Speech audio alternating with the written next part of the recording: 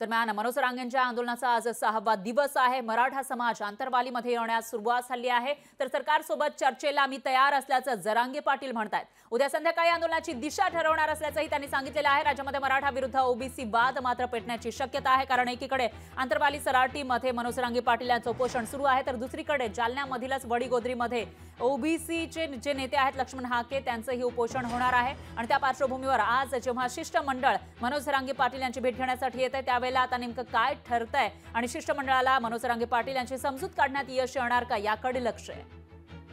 माझं म्हणणं असं आहे की जरांगेंनी सुद्धा जे आहे काय हे उपोषण वगैरे करून जे आहे आत्मक्लेश थांबवायला पाहिजे, आणि सरकार जर त्याच्यावर विचार करत आहे की जेणेकरून ओबीसींना सुद्धा धक्का लागणार नाही आणि त्यांच्या ज्या काही मागण्या आहेत त्या मागण्यावर सकारात्मक कशा रीतीने विचार करतील सरकार विचार करत आहे।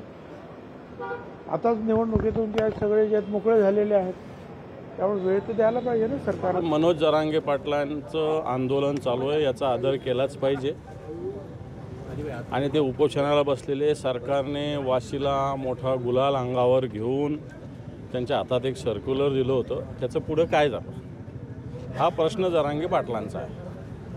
आणि मग सरकारने निवडणुकीच्या लोकसभा निवडणुकीच्या तोंडावर अशा पद्धतीने धुळफेक केली का हा प्रश्न आहे।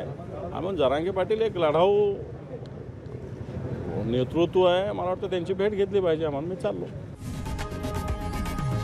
लोकशाही मराठी ऐका, पहा, जागरूक रहा।